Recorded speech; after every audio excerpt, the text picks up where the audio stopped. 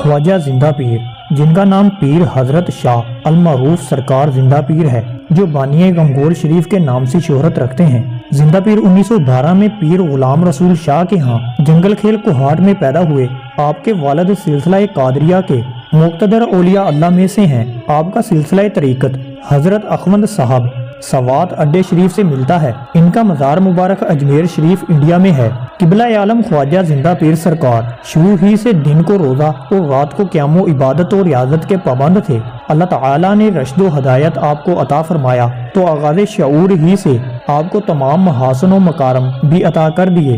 ذکر الہی کی نعمت سے دامن کمسنی سے ہی مزین و آراستہ رہا ہے۔ قبلہ عالم کسی درسگاہ سے فارغ التحصیل نہ تھے۔ حافظ پیر سید جماعت علی شاہ علی پور سیدہ شریف، حافظ محمد عبد الکریم آستانہ عالیہ عیدگاہ شریف راولپنڈی اور دیگر مشہور ہستیوں سے ملاقات کا شرف حاصل ہوا۔ دربار عالیہ موڑا شریف کے بابا جی سرکار نے اپنی 100 سالہ کمائی کا نچوڑ جناب زندہ پیر کو عطا فرمایا۔ یہ واقعہ 1938 کا ہے۔ 1938 عیسوی سے 1949 تک 12 سال کا عرصہ حضور قبلہ عالم فوج کے ساتھ منسلک رہے۔ بالآخر آپ امر ربی کے مطابق 1949 میں 11 بلوچ ریجمنٹ ایبٹ آباد چھاؤنی میں پردہ حالت راز سے بے نقاب ہوئے۔ ایبٹ آباد کے نزدیک گاؤں لسان واب سے مشہور تھا۔ وہاں آپ کے پیر بھائی محمد شاہ المعروف توری بابا کے نام سے مشہور تھے۔ حضور قبلہ عالم کا ان کے ساتھ الفت اور محبت کا رشتہ تھا۔ توری بابا بھی موڑا شریف کے خلیفہ مجاز تھے۔ آپ اپنے گاؤں میں 1000 کنال رقبہ کے مالک تھے۔ آپ نے مراتب اور فقیری کمال دیکھتے ہوئے کہا کہ میں آپ کو 500 کنال زمین آپ کے نام کرتا ہوں۔ آپ میرے پاس مخلوق خدا کی رشد و ہدایت اور فیض یابی کے لیے مسند نشین ہو جائیں۔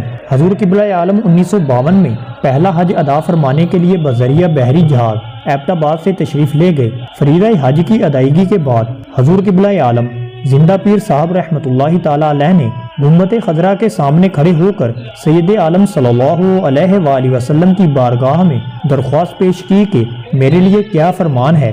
گنبد خضرا سے جناب رسول اکرم صلی اللہ علیہ وآلہ وسلم کے ہاتھ مبارک کا اشارہ ان پہاڑوں کی طرف ہوتا ہے، ساتھ ہی فرمان ہوتا ہے آپ پہاڑ پر دیکھیں۔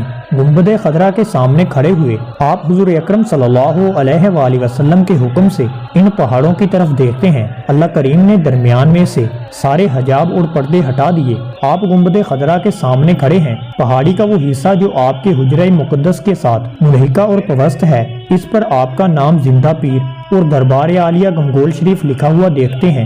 آپ کو زندہ پیر کا نام مبارک حضور اکرم صلی اللہ علیہ وآلہ وسلم سے اسی وقت عطا کیا گیا اور حکم ہوا کہ جا کے وہاں بیٹھ جائیں، اور تب سے آپ نے اسی پتھریلی پہاڑی کو اپنا مسکن بنایا۔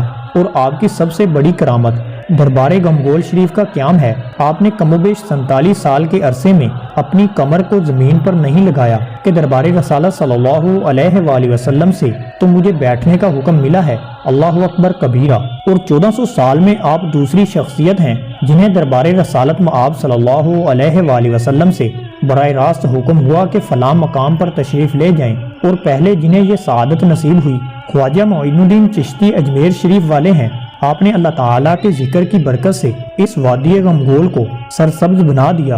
یہاں پر پانی کا نشان تک نہ تھا، نہ ہی راستہ، جہاں اب مریدین کا جمع غفیر دنیا کے کم و بیش تمام ہی ممالک سے مختلف تقریبات کے موقع پر موجود نظر آتا ہے۔ بالخصوص عرس مبارک کے موقع پر جو ہر سال 21، 22 اور 23 اکتوبر کو ہوتا ہے۔ پاکستان کے علاوہ برطانیہ میں بھی آپ کا فیض جاری و ساری ہے۔ پیر صاحب کے خلیفہ مجاد صوفی عبداللہ صاحب رحمۃ اللہ تعالی علیہ، جنہوں نے ہر منگن میں مسجد گنگول شریف کی بنیاد رکھی، جو اس خطے کی سب سے بڑی مسجد ہونے کی وجہ سے نمایاں حیثیت رکھتی ہے، اور جو ساتھ ہی ساتھ مدرسہ کی شکل میں دینی تعلیمات کو عام کرنے کا ذریعہ ہے۔ پیر صاحب گنگول نے 3 ذوالحج 1419 ہجری بمطابق 22 مارچ 1999 بروز سوموار 87 سال کی عمر مبارکہ میں وفات پائی۔ اللہ تعالیٰ کی ان پر رحمت ہو اور ان کے صدقے ہماری بخشش ہو۔ تو دوستو امید کرتے ہیں آج کی ہماری ویڈیو آپ کو ضرور پسند آئی ہوگی۔ اگر پسند آئی ہے تو ویڈیو کو لائک، شیئر اور کمنٹ ضرور کریں۔